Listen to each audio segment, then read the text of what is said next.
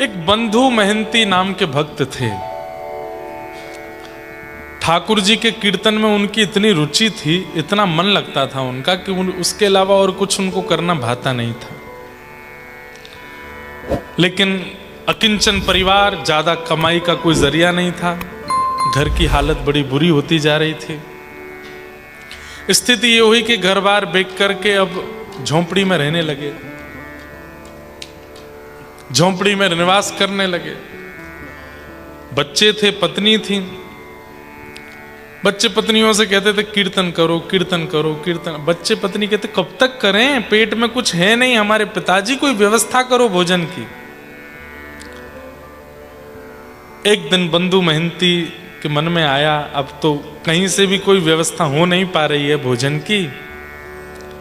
पत्नी से अगर कहूंगा कि जगन्नाथ जी का दर्शन करने चलो तो और चिल्लाएगी, भूखे पेट कहां लेके जाओगे हमको। तब बंधु महंती जी ने क्या कहा, अरे देवी क्या हुआ, आज मुझे मेरे एक मित्र की याद आई। बोले कौन से मित्र हैं? बोले मेरे एक मित्र हैं, उनका नाम जगदीश है। जगदीश। बोले अच्छा, कहाँ रहते हैं ये? बोले नीलाचल धाम में रहते हैं। वो बड़े धनवान हैं और मेरे बचपन का उन पर बड़ा ऋण है मेरा। मैंने बचपन में बहुत उनके हेल्प की थी, तो अब मैं उनसे अन्न मांग सकता हूँ, धन मांग सकता हूँ। तो देवी तुम एक काम करो, तुम और बच्चे सब सामान सब लगाओ और हम उनके पास चलते हैं। 6 दिन लगेंगे पहुँचने में, और रास्ते में कुछ फल वगैरह मिल गए तो खा लेंगे। वहां पहुंच करके तो वो मित्र इतना खिलाएगा कि तुम्हारे पेट में जगह नहीं बचेगी, नर भर जाएगा, तुमको भागना पड़ेगा, वो पीछे थाली लेके भागेगा, खाना तो पड़ेगा। कह तो दिया बंधु महंती ने, लेकिन ना तो कोई मित्र है ना कोई जगदीश है। अच्छा, जगन्नाथ ही जगदीश है। जगदीश का मतलब क्या है? जगत के ईश, ईश यानी कि स्वामी, और जगन्नाथ मतलब जगत के नाथ, नाथ माने स्वामी। बंधु महंती पत्नी बच्चों को लेकर के चल दिए। थोड़ी दूर चल करके पत्नी बोली मुझे तो चक्कर आ रहे हैं भूख के मारे, बच्चे रो रहे हैं, चिल्ला रहे हैं, बस बस बस पहुंचने वाले हैं, पहुंचने वाले हैं, थोड़ी देर बैठ के कीर्तन करो। करताल बजा के कीर्तन कराते बच्चों से, कीर्तन करते करते बच्चे पत्नी सो जाते। पानी पी पी करके चलते रहे। 6 दिन हो गए। अब तो बच्चे पत्नी बोले पिताजी हमारे प्राण चले जाएंगे, कब पहुंचेंगे हम? तभी नील चक्र दिखाई दिया। जगन्नाथ मंदिर के ऊपर नील चक्र है। कहते हैं उस नील चक्र का कोई मूल्य नहीं है, वो किस धातु का ये कोई जानता नहीं है। उसका विक्रय उसको कोई बेच नहीं सकता और कोई विचार नहीं, उसका कोई मोल नहीं लगा सकता। इतना धनवान, इतना मूल्यवान है वो नील चक्र जो जगन्नाथ मंदिर के ऊपर विराजमान। नील चक्र जैसे दिखाई दिया, अपनी पत्नी बोले देखो देखो देखो वो दिखाई दे रहा है। बोले हाँ ये तो कोई मंदिर का शिखर है। बोले नहीं नहीं, ये मेरे मित्र जगदीश इसके अंदर ही रहते हैं, चलो। पहुंचते पहुंचते रात्रि हो गई, मंदिर बंद हो गया। बंधु महंती पहुंचे, जाकर के प्रणाम किया। पत्नी बोली कहाँ है आपके मित्र? बोले अब तो देवी रात हो गई, रात हो गई, अब सुबह ही तो मिलेंगे वो, चलो यहीं कहीं अपना बिछा दो गलीचा, सो जाते हैं। पत्नी बच्चे बोले आज भी भूखा सोना पड़ेगा। बोले कि बेटा कल सुबह होते ही 56 भोग मिलेंगे, तो बस आज और सो जा। पत्नी बच्चे सब सो गए। बंधु महंती मंदिर की ओर देख रहे हैं। महाप्रभु जगन्नाथ से कह रहे हैं, बोले नाथ मुझे भूख नहीं है, मुझे प्यास नहीं है, लेकिन मैं गृहस्थी हूँ, पत्नी बच्चे मेरे साथ रहते हैं, कोई व्यवस्था ऐसी हो जाए, सब मंगल में हो जाए, देख लीजिए ना। मुझे तो केवल आपका भजन करना है, लेकिन इनके रोने से मेरा भजन छूट जाता है, कोई व्यवस्था कर दीजिए। ऐसा कहते कहते बंधु महंती भी रोते रोते सो गए। कथा तो बहुत बड़ी है, मैं सूक्ष्म सुना रहा हूं।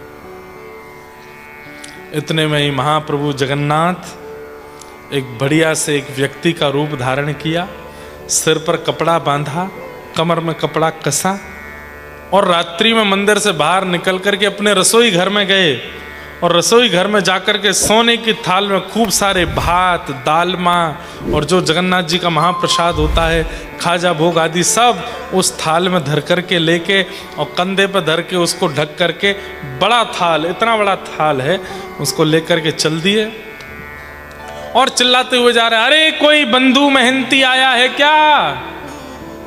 कोई बंधु मेहनती आया है क्या?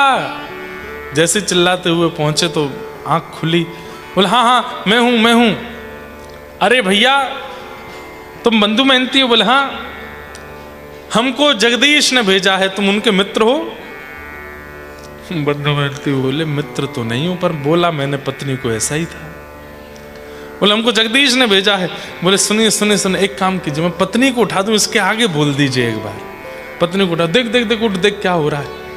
उसने कहा, बोले ये जगदीश ने तुम्हारे लिए भोजन प्रसाद का थाल भेजा है, वो तो विश्राम में चले गए हैं, और बढ़िया तुम लोग प्रेम से प्रसाद पाओ। और सुनो, स्वर्ण का थाल है, सुबह मांझ मूझ करके अंदर दे जाना। हाँ ठीक है।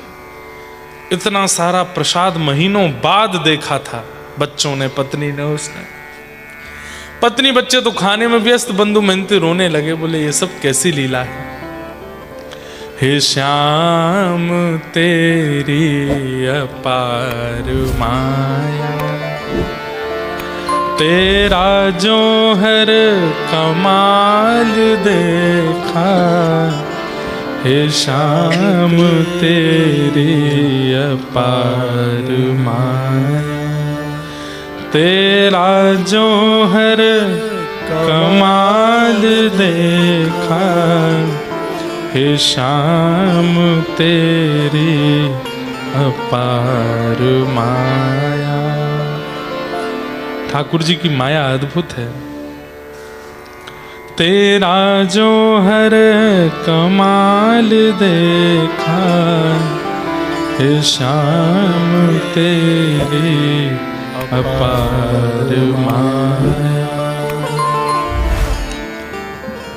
बंधु मेहनती तो रात भर रोते रहे। पत्नी ने कहा भोजन कर लीजिए। बोले देवी तुम ही खाओ, मेरा पेट तो उस व्यक्ति को देख के भर गया। एक बात निश्चित है बंधुओं, भूख, प्यास, निद्रा, ये तीन बहुत इंपॉर्टेंट चीजें जो हमको हर दिन चाहिए। लेकिन जब व्यक्ति प्रेमी हो जाता है ना, तो ये तीनों ही घटने लगते हैं। किसी को प्रेम हो जाए तो सबसे पहले उसकी भूख मर जाती है, फिर उसकी प्यास मर जाती है, तीसरा उसकी नींद उड़ जाती है। आप लोग संसार के लड़का लड़की वाले प्रेम में मत ले जाना इसको।